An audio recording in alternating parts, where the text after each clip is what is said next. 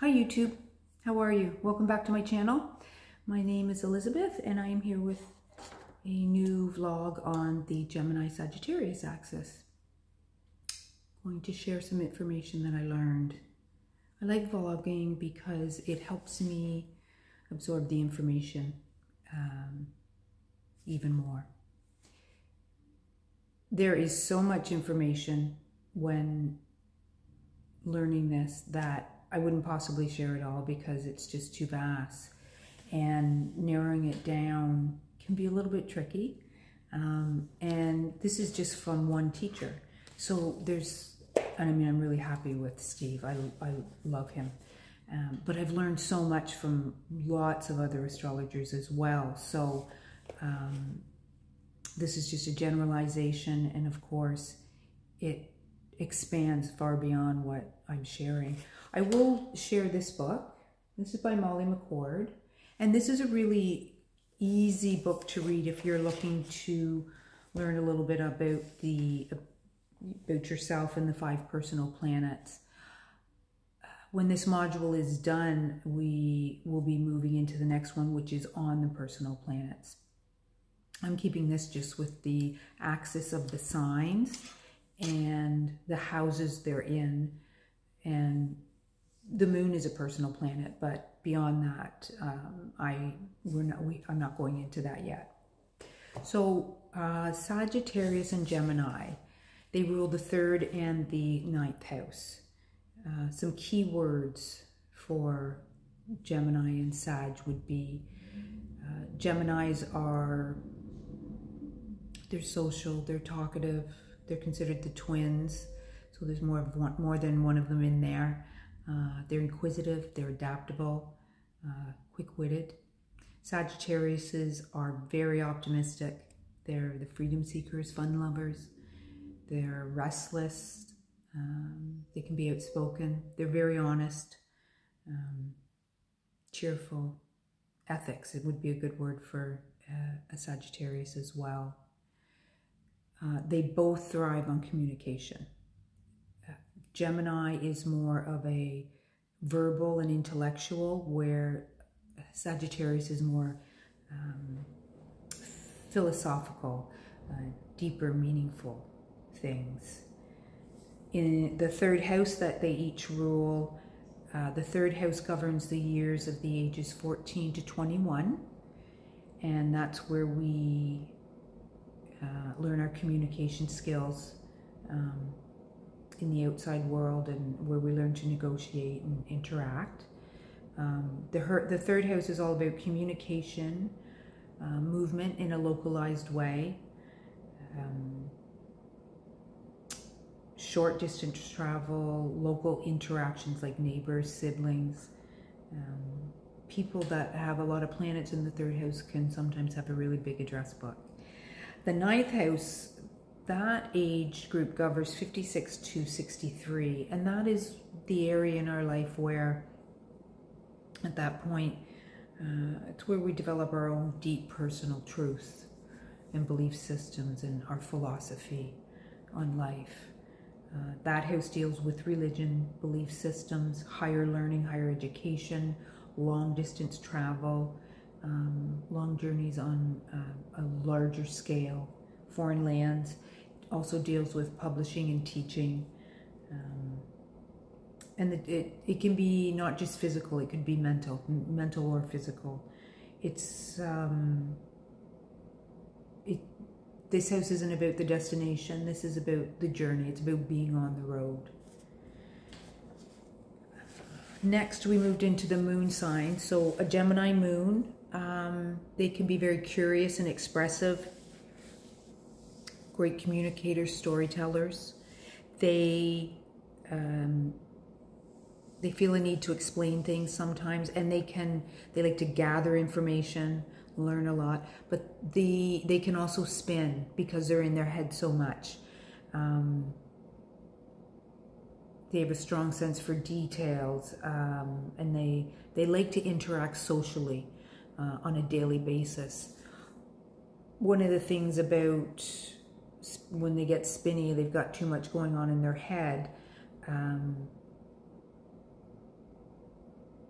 it'd be advantageous for them to journal or write or even talk into like a microphone to get that moving, get that energy moving. The moon in Sag is a really optimistic moon sign. They really like to be on the move. They like to learn lots of different religions and belief systems. They like to learn a little bit from everything and then create their own. And then as they age, it grows into something deeper and bigger, and they learn that everything that they're looking for it's inside them. They like to have very interesting conversations. They're very excitable. They're very honest. They're lifelong learners. The moon in Sag. Now, the moon in the 3rd house, if you have the moon in the 3rd house, that can be, you can sometimes feel a little bit overburdened. You can have, say, like lots of lists. You can get really phonetic about things. Lots of things, to do, and you can't get them done. But on the neutral side, or on the positive side, moon in the 3rd house, you're like a great multitasker, and when you can tap into that side of it, you're able to do a lot of things at once and in a balanced way. People that have the moon in the 9th house, they're the travelers of the zodiac. They're the seekers. They will go anywhere and everywhere for that quest to find the truth, the meaning of life. And this is where they learn the truth is inside yourself. But as they age and when they do this, then they learn that when they find it in themselves, they find it in everyone and everyone around them in the outside world. Now the ascendant, the rising sign. If you have a Gemini rising, you would be the type of person, you would appear anyway, to never sit still. Some people term it slippery brains, like you're always thinking, you're always considering your options, you're curious about the people around you, and sometimes Gemini risings can present in a couple of different ways. There's the charming, witty, bubbly, quick-thinking, quirky one, and then there's another one that can sometimes present, and it's rather cool, and a more intellectual demeanor, a little bit sharp, and sometimes brisk. And I do know some Gemini risings, and I was like, wow, that's a really good depiction. They're just up in their head a lot. Now a Sagittarius rising, there's a strong faith and enthusiasm in a Sagittarius rising.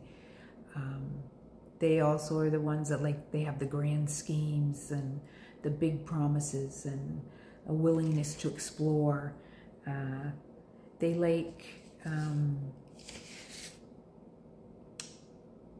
can be somewhat restless. They're often active people, so they like to keep busy. They have a lot to say, and they have a lot to offer as well. Their insight is often quite interesting to listen to. But Sag rising, they like things simple, uncomplicated. The shortest distance between 2 points is a straight line. They just simple. They don't, they don't like it too much. They're not particularly attached to people or situations. Sagittarius can be hard to nail down. A lot of them don't like commitment because they want, like they seek freedom. So that's that. Still with me?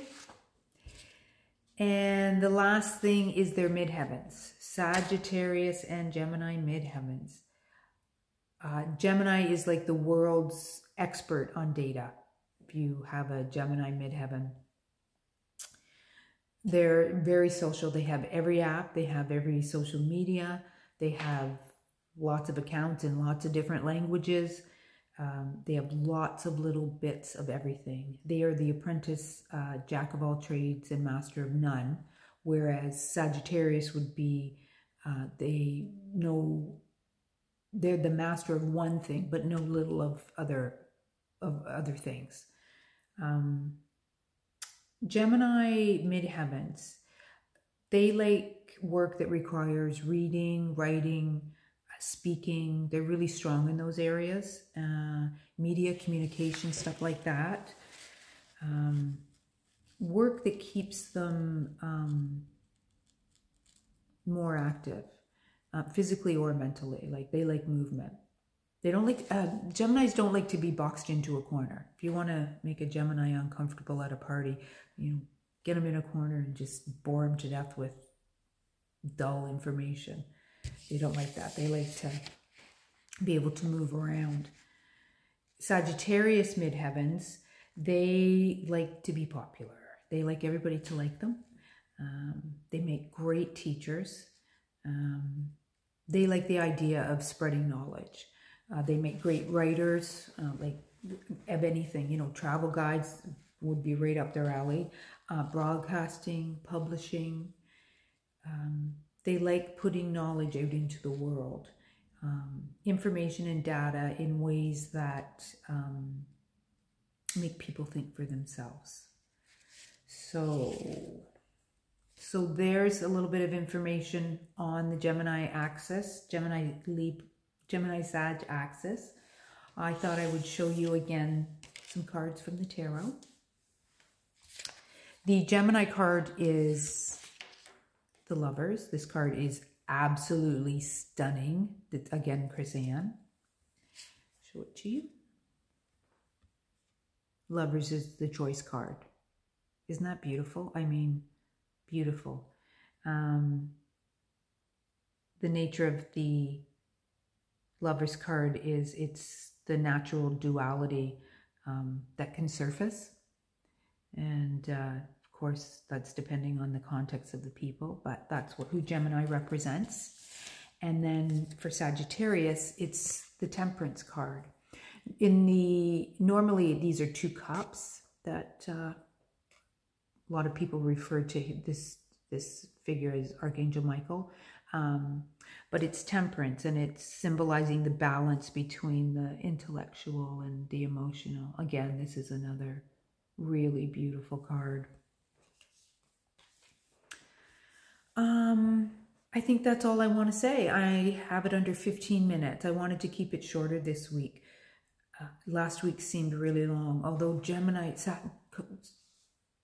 Scorpio can be not complicated, just deep. So there's just feels like there was a lot to say there. Next week, I will be looking at the Cancer Capricorn axis, and I'm looking forward to that. So stick around, and I will be doing another video in the next few days on that. Thanks for listening.